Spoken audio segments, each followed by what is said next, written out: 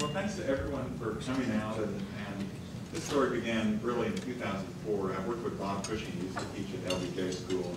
He's the co-author of the book and did all the stats work. And we published some graphs and maps and all in the newspaper showing U.S. communities and counties becoming more politically homogenous.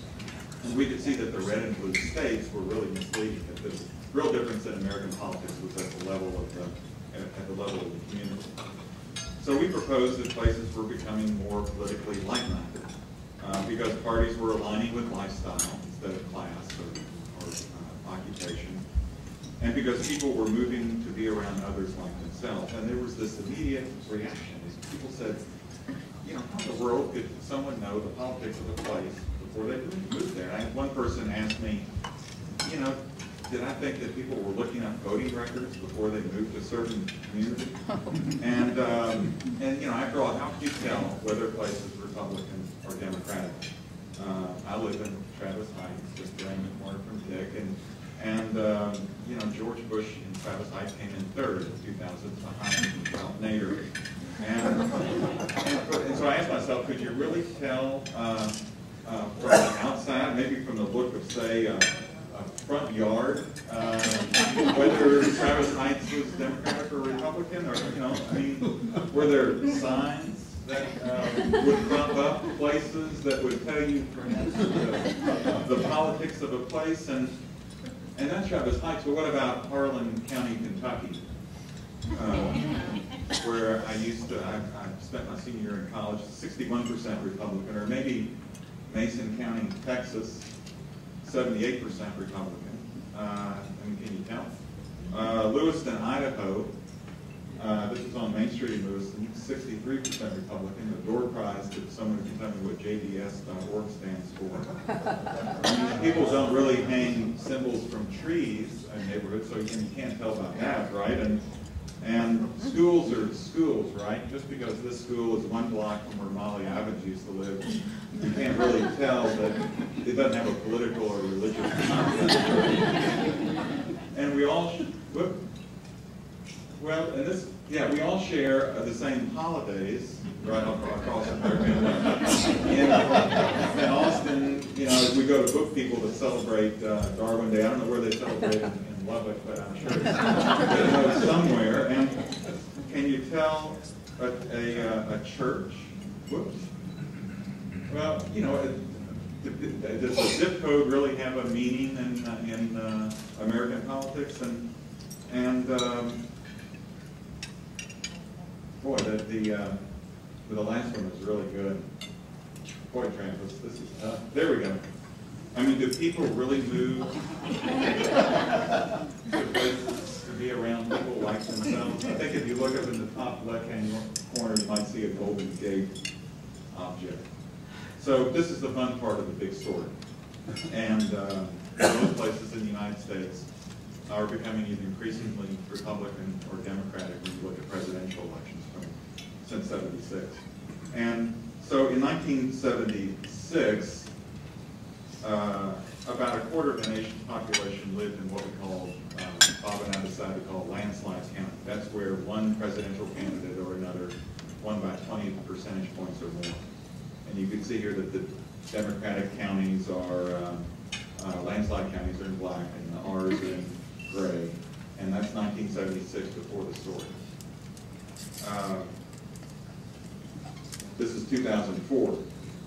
60% of the nation's counties were landslide, including about half the population. So it about doubled in terms of number of voters living in landslide communities. And this didn't happen suddenly. From 1992 on, or the close elections after '76, there was almost a stair-step increase in the number of people living in landslide counties each presidential election. Now we can talk about politics, but this sorting, this separation was not really a political event. It's an economic and cultural phenomenon that has consequences for every community. So I'm going to talk quickly about what happened, then how it happened, then about why it matters. And then we can talk. So Bob and I began this research in 2002 when we were trying to figure out why Austin and River cities were doing so much better than others economically. Why some places were producing a lot of technology and patents while other places seem to stagnate. And in 2002, we worked with researchers, and we found that after World War II, the country was converging in all kinds of ways until the mid-1970s. And at that point, things began to diverge, and the country was sorting. Here's one important example. It comes from some maps made by the Economic Research Service at the U.S. Department of Agriculture, and they show the distribution of people with BA degrees in 1970. And at that time, people with BA degrees were fairly well distributed around the country. And here, orange means the place was near the national average, red is far above, and there's a kind of a monotone here because that's the way the country was. Okay, we jump ahead to 2000, and beginning in, we see what happened since 1970 because people with BAs begin to cluster in particular places beginning in the 1970s. And so the map 30 years later looks like this. There's a lot less orange, more red, and more yellow. And we had sorted by education. Ed Glazer at Harvard has done a lot of work on the shift in location of people with BA degrees, and what he found was that just as educated people begin to cluster in particular places, the returns to education to a region begin to increase. So this had all kinds of regional consequences. The tech cities boomed. The Cleveland paper, which didn't increase as much as Austin in terms of people with BA degrees, they wrote a series about a quiet crisis. The paper in Baton Rouge published a series about leaving Louisiana. While incomes in Austin rose, parts of my home state of Kentucky are just absolute wastelands of prescription drug abuse. From 1983 to 1999, 1,000 counties, and there are only 3,000 in the United States, 1,000 counties either had no increase or a reversal in longevity. For the first time in a century, people in this country are living shorter lives. So they're sorted in all kinds of ways. 40% of U.S. cities in the 1990s lost white population. Whites didn't move simply from inner city to suburbs. They left entire regions and went to other places, other metro regions. Rural areas, 700,000 members of Generation X left rural America in the 1990s. Most of them came to this select group of cities. So Bob and I wondered if this economic sorting had social causes or social consequences. And we took the data that Bob Putnam used in Bowling Alone, his great book about the decline of civic capital. And we grouped the 21 cities that produce the most technology, the most patents per person, and we compared the poll state there to the 130 or so cities that produce the fewest patents and the least technology. And here are some of the attributes of high-tech cities. This is my neighborhood, right? More likely to try anything once, don't respect authority, don't go to church very much, club membership, who needs it, individualistic activities. Okay, this is the high-tech places. These are what we found in the 130 or so low-tech places. And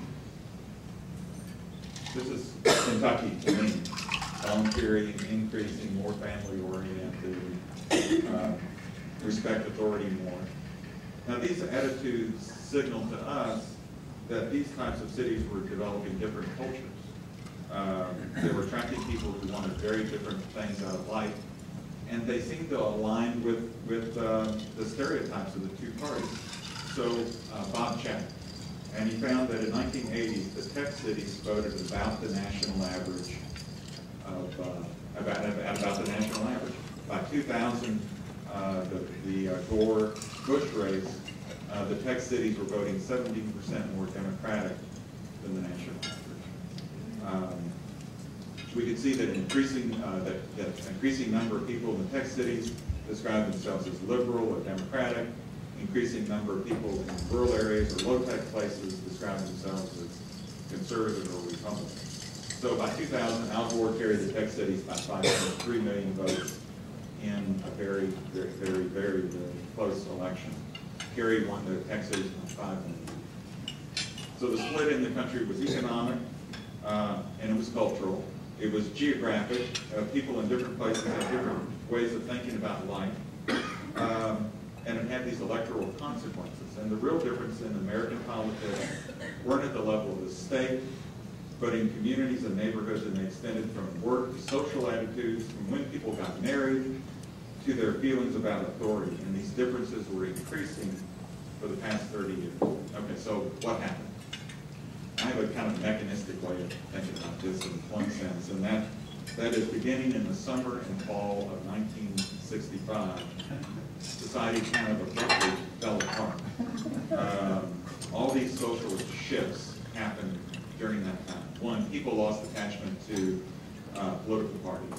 From the late 1950s, people were very allegiant to political party.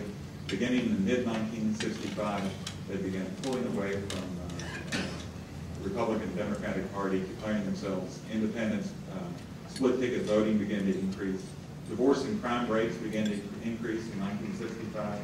Membership in mainline Protestant denominations, Methodists, Lutherans, Episcopalians, began to decline for the first time in 200 years in 1965. Daily newspaper penetration peaked in 1965 and has been declining ever since. Trends from the press. Membership in long-standing clubs, Elks, Rebecca's, Lions, began to decline. Bowling League membership, Putnam tells us, peaked in 1965. Everywhere it seemed, Americans were abandoning the clubs and the parishes and the leaders and the fellowships that had built the country and carried it to a depression, to a world war. And polling firms soon discovered this underlying trend, and that is people began to lose trust in government. And that began around 1965. In the late 1950s, 8 out of 10 Americans said they could trust government to do the right thing most of the time. And that level plummeted beginning in 1965. By 1976, 3 out of 10 Americans said they could trust government to do the right thing. I saw a poll just from last year that said 2 out of 10 thought government officials had the best interests of their communities in mind. Only 2 out of 10. So why did society change so abruptly in this short period of time? And the standard explanation Americans always tell themselves is the 60s, right?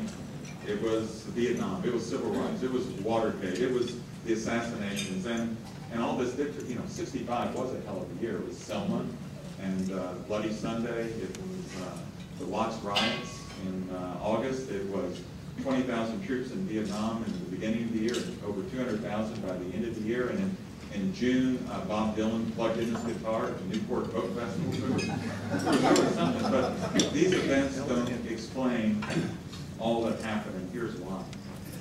Many of the same social disruptions that we experienced in the U.S. were happening around the globe at the same time. Germans dropped out of their political parties, too, at about the same time. And in every industrialized country, people lost trust in government. There were certainly all these special events going on in the U.S., but they don't explain why the same things were happening in New Zealand and Japan and Sweden. Now, is there an alternate or at least a parallel explanation? And here's one. University of Michigan political scientists proposed in 1970 that as people grew up in relative abundance, they want different things out of life. Ron Engelhardt said people would abandon those beliefs and institutions that were developed during times of scarcity when survival was the most important thing. And they would leave their traditional churches, for example, and they would lose trust in government. They would be more inclined to obey, they'd be less inclined to obey traditional sources of authority. At the same time, they become more individually spiritual. They have less to do with traditional religion and would cobble together their own kind of spiritual life. People would be more interested in individual rights, women's rights, environmental rights. They'd vote less, but would be more active politically as individuals. They'd join boycotts or protests. And then he started polling around the globe, and he found that generally this turned out to be true. As countries gained economically, as scarcity became less of a problem, people lost interest in traditional religions, politics, and civic institutions. And the decline wasn't uniform across all countries. The Nordic countries are more post-materialist, which was Engelhardt's phrase, than the United States. The United States is kind of a post-materialist laggard. But every country was changing in the same way, even if they were changing at different speeds. For example, in every country, industrialized country, people who go to church once a week or more generally vote for the party on the right. It's not an American phenomenon. It's the way things are working across the globe. So when America came back together after the mid-1960s disruption, it came back in this post-materialist style. The big general institutions were out, no more national clubs, no more strong centralized denominations. Remember, obedience to authority was out, self-expression became the most important thing. So we sorted ourselves into homogenous churches and clubs, and eventually into neighborhoods. The broad-based Elks Club became the more ideologically pointed Sierra Club, or SOS. The neighborhood church disappeared. The one you went to if you were Methodist, you go to the local Methodist church, became the mega church that was tailored for particular lifestyles and religious points of view. In Austin, there are, Presbyterian churches, right? And so there's a Presbyterian church where Governor Perry goes, and it's the same Presbyterian church, just by chance, right, that Governor Bush went to. But just 2 or 3 miles away, there's another Presbyterian church where when I went, there was a sermon about women mystics from the Middle Ages, and during that winter, they had a workshop on Wiccans. And so Presbyterians, what does it mean to be a Presbyterian? So simply the middle has dropped out of everything. The moderate middle, the church is gone. The clubs where people with different points of view used to mix have lost favor. Neighborhoods tip Republican and Democratic. I should add here that there's a particular psychology to like-minded groups, and that is groups of people who think alike grow more extreme in the way they think alike. If you get a group of French students, and this is an experiment, French students together who dislike America, you have them talk about America for an hour or two, they come out of the meeting and they dislike America more. And that's what's happened generally, I think, in the United States. So as legislative districts are growing more homogenous and more extreme, and so they produce legislators who are less likely to compromise. Okay, this is the, as you can see here, the middle has also dropped out of Congress during the time of the big sort. There's less compromising in Congress because there are fewer districts that elect people who represent a conflicted constituency. Literally, there is no overlap between the parties now in Congress. 535 members of Congress, and there is no Democrat there's no Democrat who is more conservative than the most liberal Republican. The two groups are entirely separate. So I think you're getting an idea for why all this might matter. In one way, the big sort is a great human experiment. I love my neighborhood. And we have thousands of communities with strong local majorities taking off in all these different directions. Odessa can put a Bible course in their high school, and Austin can try to stop global warming. But what we've lost is the ability to act collectively as a nation. I talked to Cass Sunstein at the University of Chicago, and he talked about how one of the most creative insights of the founders was to see that diversity was an asset. And early in the debate in the Constitution, there was a discussion about a right to, some people who know more about this than I do, a right to instruct, whether the people from the local congressional district could tell their representative how to vote on particular issues facing the nation. And the Federalists opposed this provision. They argued that there was benefit in negotiation and compromise among people with vastly different points of view. And with all that difference of opinion that could be found in the United States, you have a better chance of coming up with the best solution through deliberation and compromise. That's what legislatures do. Now, it just simply doesn't happen on a national basis.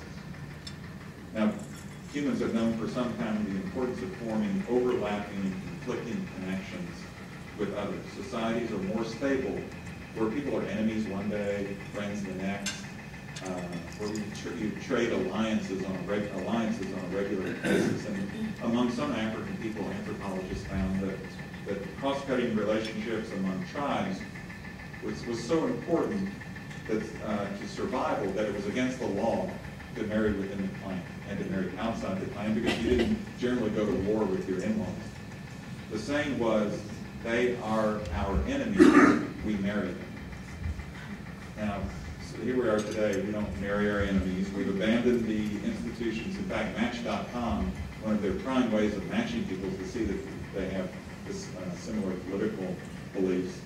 We've abandoned the institutions that used to cut across ideological boundaries. We've lost trust in government, something the Democrats have not quite realized, that people don't trust government to do you know, in 1965, Johnson could do everything, right? And the National Endowment of the Arts and Humanities passed, and Medicare, and the first kids went to Head Start, and the Appalachian Regional Commission was created. And when trust dropped in 1965, by 1966, LBJ began losing members in the House and Senate.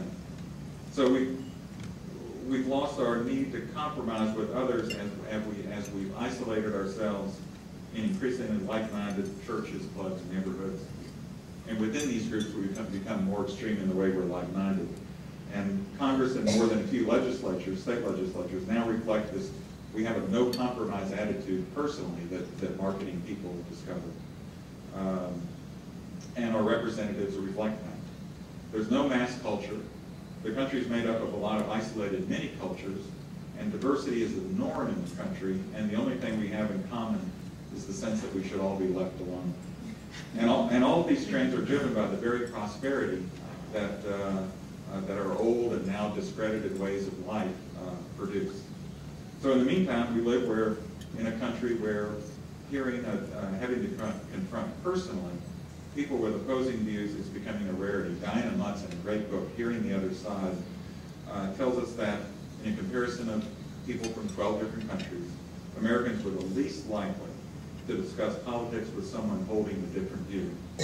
Those who are poor and not like the United States, in other words, those with the fewest opportunities to move where they want to move, are more likely than the rich and the white to have discussion mates and to be exposed to people exposed to political disagreement. The citizens in the United States today who have the most diverse group of political discussion mates are those who haven't graduated from high school. Those with the most homogenous political lives are those who have suffered through graduate school. So the contradiction of the 08 campaign is that voters profess a desire for compromise and understanding across political boundaries, even as they construct their own lives within increasingly like-minded groups, neighborhoods, and churches. And not surprisingly, when it comes time to compromise, the Pew poll found last year, both Democrats and Republicans agree that it would be a good thing to compromise. But Democrats think that it's Republicans who need to compromise, and Republicans think that, it's really Democrats who need to compromise. And so the popularity of partisan politics is easy to understand because it's a natural reaction to the society that we live in.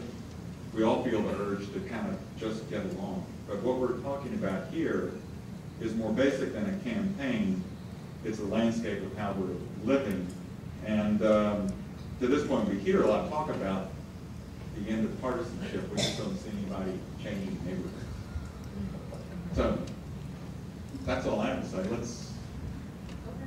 Yeah. Yes? Bill, what's the link between all this and widening income inequality? I think it seems to me that inequality is there's increasing regional inequality as well. Not only, what we're talking about here is inequality in general. And so there's inequality in the kinds of cultures that exist, inequality in the distribution of people with BA degrees, and during the same time, there's increasing regional inequality within the United States, and also increasing individual inequality. Isn't that right, Professor? me? It seems to me that when you identify those high-tech cities where all the educated people are clustering, I'm wondering if you probably don't have greater inequality in those places than in the less educated areas of the country. And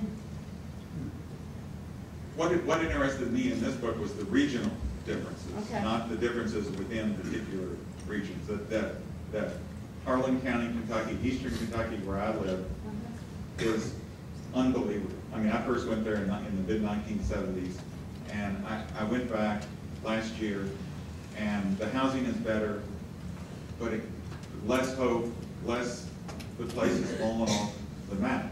And just an observation. What I observe is that the inequality across broad regions in the United States has actually gotten dramatically less in the last 70 years. That is to say, the difference between the Deep South and the Northeast is not as large as it was. The difference between Texas and New York is much smaller than it was on average. The inequality inside each of these regions has gotten substantially greater. It's very interesting. It has interesting political consequences. In the parts of the country where rich and poor live very closely together, which is true through the South, then you get a strong kind of political polarization. Poor people tend to vote Democratic, richer people vote Republican. It's a class war with ethnic and racial overtones as well. In parts of the country where the rich and the poor are separated just a little bit, they live in adjoining counties, and are not that closely integrated, which is true in the Northeast, true in the Midwest, true in the Far West, then you tend to have much less of that income stratification according to where people vote. So you get coalitions which strongly favor the Democratic Party, oddly, because you get lower income groups voting Democratic, and you have large groups of upper income professionals who also are much more likely to vote Democratic in those environments than in, let's say, than is true in the South. Okay, to that point, looking at things in terms of regions, I think confuses the issue, because we just ran the numbers on counties, and when you look at counties, you see increasing inequality between counties. Oh yes, absolutely. Yeah, so it breaks down in the same way. But the problem is counties that live side by side with each other inside particular states. So New York City, the biggest gap is between New York State, the biggest gap is between Manhattan and the Bronx. Okay. The other thing, I think we're stuck with the things that we can measure. But when you talk to marketing people and they deal with politics, and they look at how they sell stuff. I talked to a guy who worked for Nike and now works for Apple, and he said, Steve Jobs tells me I can't use demographic data. And I can't use, we're not selling apples to people who are white or poor, blue collar, white collar, or educated. And we sell to communities of interest. And that's, I think, how people define themselves these days, both as individuals and politically. So I was on a radio show the other day, and a woman called in from San Diego, and she defined herself as an ocean-oriented person. She didn't say, I'm a lower class, laborer, upper class, college educated. And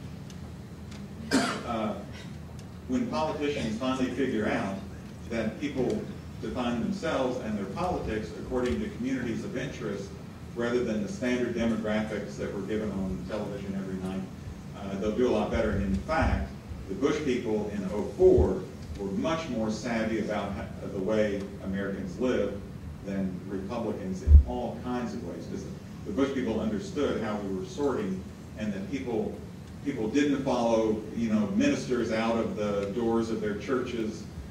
They were just very savvy about organizing communities of interest and having people vote for their community as a way of voting for Bush. And the Democrats haven't figured that out yet at all. Bill? I want to at least have one question related to the election. You've got two candidates, presumable candidates, assuming the Democratic death march is finally coming to an end, where we have two presumed nominees. John McCain and Barack Obama, who at least in terms of style, are post-partisan.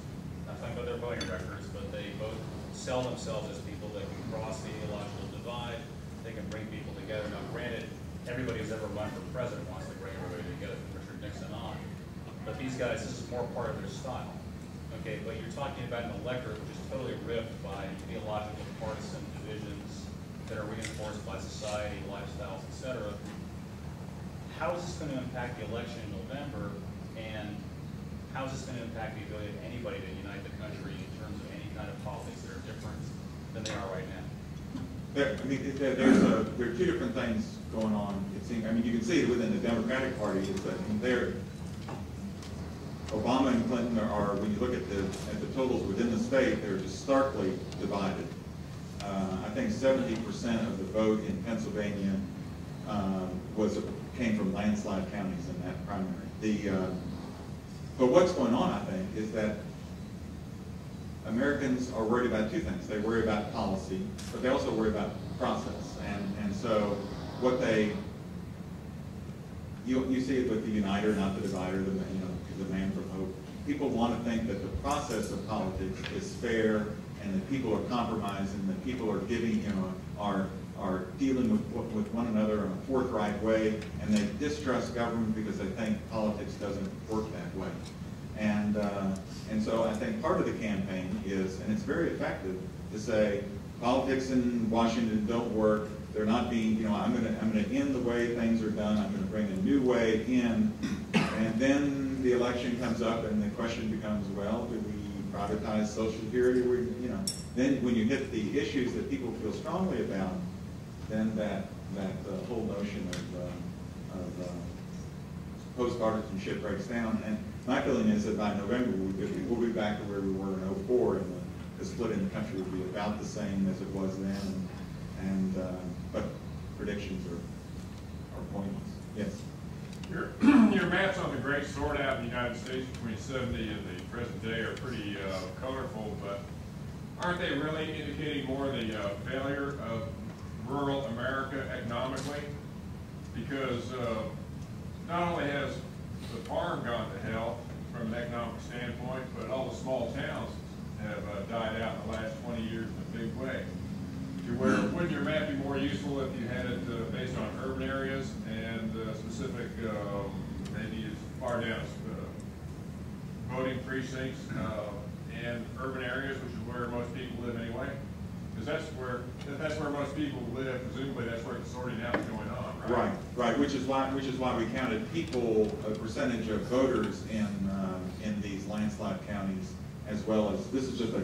And you're right that this shows there was an incredible split in rural and urban at that between in 1976. Rural America voted about the same way as urban America. In fact, the average Democratic county was slightly smaller and slightly fewer voters than the average Republican county in '76. By 2004, I think the average Democratic county was 5 times the size of the average Republican county. So there's an incredible rural-urban split that has taken place over the last 30. Now, the cause of it then becomes a question of, well, did people vote their economics? Did they vote their lifestyle? Did they vote their beliefs? And we can all argue about that. Yes? I recently went to a presentation by the Democratic consultants that engineered the changeover in Dallas in the last election from Republicans to Democrats. I think there were 43 elected officials that flipped parties. And one of the things they described was that they used to look at just precincts as being either red or blue, and they would make up their minds about whether or not they were economically viable for a campaign. But that because of tools like Google Maps, which is getting them down to the household level, that they're actually starting to see leverage in what they would have previously written off as a completely useless area for democratic politics. And so they captured Dallas, We won a state representative seat in Fort Worth that was previously solidly Republican. I'm wondering if those are indications that perhaps things are not quite as frozen as we thought. If we have different tools and different ways to reach people rather than thinking about them as these aggregates. Right, so you have a marketing principle applied to politics. And what you're able to do then is identify, and this is what Bush did well in '04, and the Democrats tried to pick up again with Spotlight and some other systems in '06, would be to raise the margin in an area where they weren't going to get, if you're not going to, they know they're not going to get, if they can go from 20 to 25% of the vote in a particular precinct, then it's a good thing. The trick is to identify that 5% that you can turn out. And so, yeah, those techniques are good applied to a country that's sorted. I don't think it just, what it does, you end up then with a campaign that doesn't try to convince anybody of anything. Persuasion is out, and marketing is in. And so you identify these people, you give them what they want, and no minds are changed. You just raise your margin in a precinct or a county, and you win some elections. And it changes the representation, but it doesn't change the fundamental way that we're living. Bill, I think I'm correct on this, that in the primaries in Texas this year, that 19 of the 20 most Republican counties had greater Democratic turnout than they did Republican. What do you think about that? I think there was a big race in the Democratic Party. I mean, are you thinking that Texas is in play in the fall? Or? Yeah, I do. Oh, you do? Yeah. If it is, it'll be a landslide. And there have been landslide elections, right? But when the close elections return, the level of people living in overwhelming counties increases.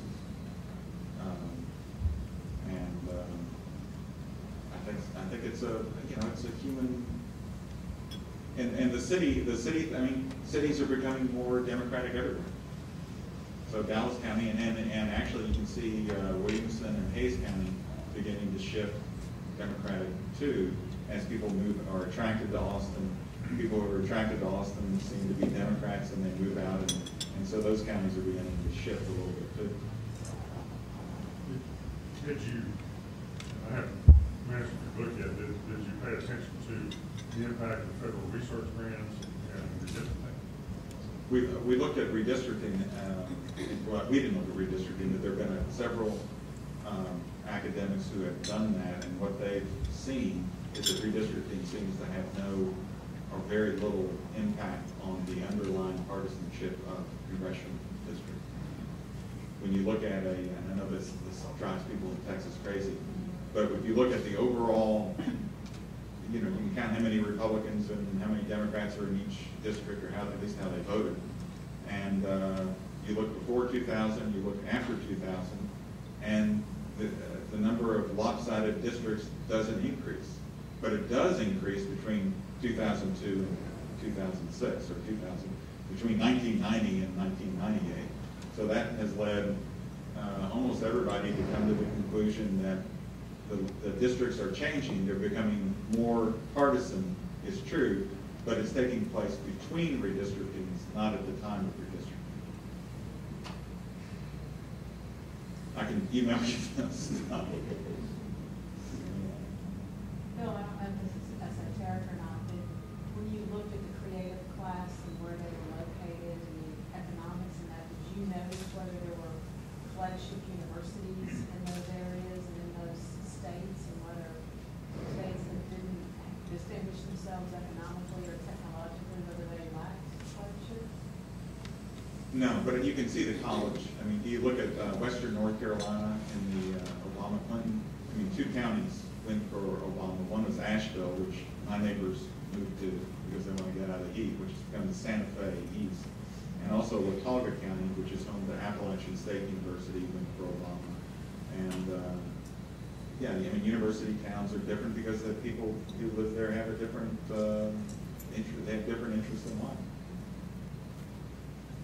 the sorting is a general phenomenon. It's happening between Democrats and Republicans. It's happening inside the Democratic Party, which is what we see in the electoral complex.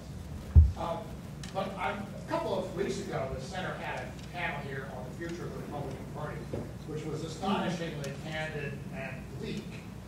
And there were, a couple of things that emerged from that. One is that in general, young people are finding whatever political future they have in the Democratic Party. The Republican Party has not succeeded in attracting a significant plurality of young people in the last 8 years.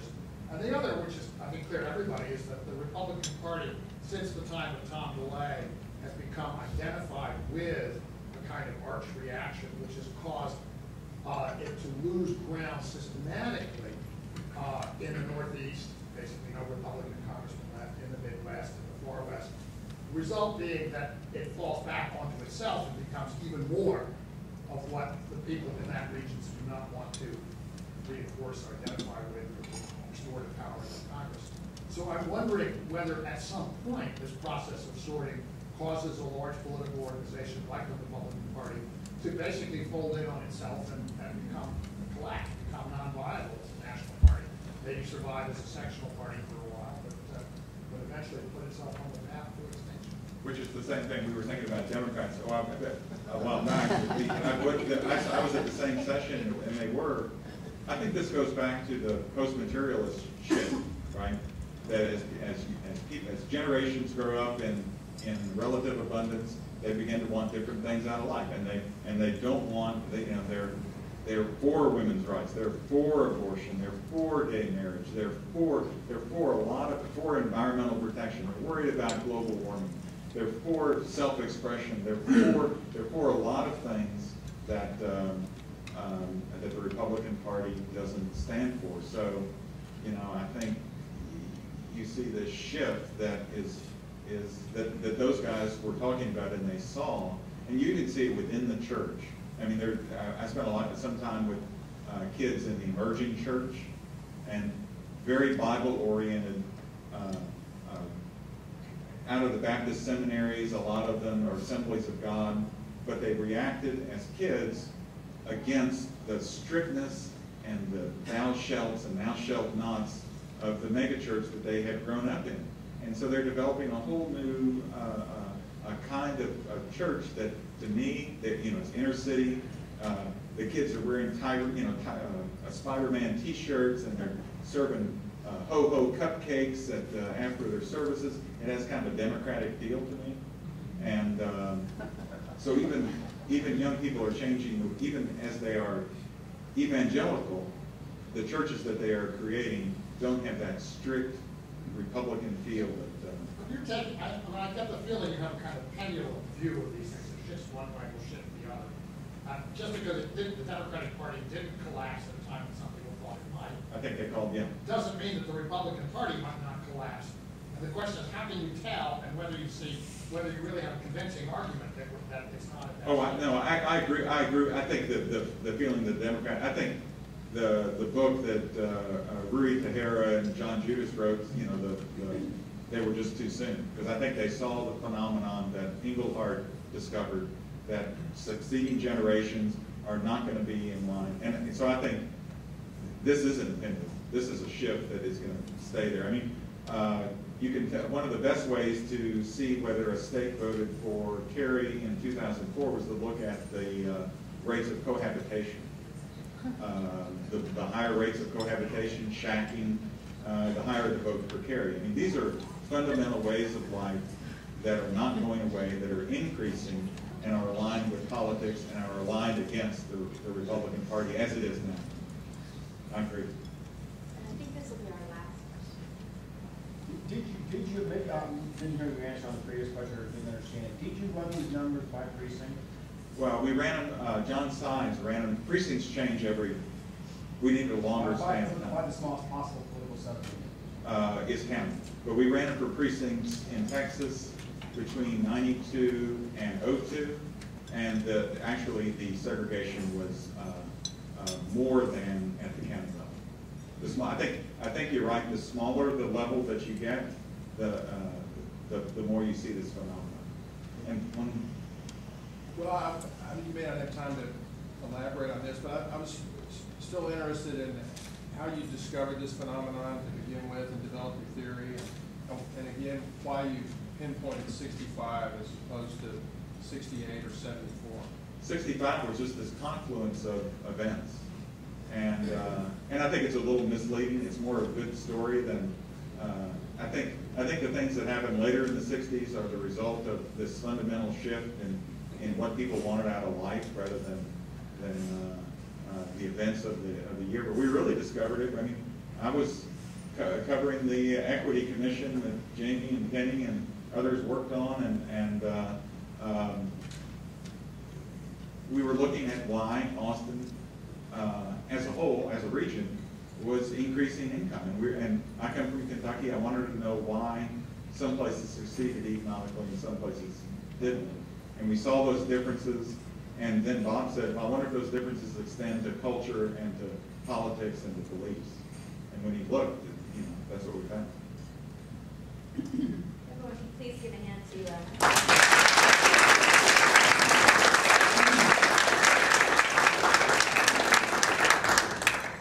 I want to thank everyone for coming. Special thanks to the LBJ Alumni Association for co-sponsoring this with us. This is the final installment in our Page Turner series. So again, I just want to remind everyone, the book is for sale outside, and Bill has agreed to sign copies for us.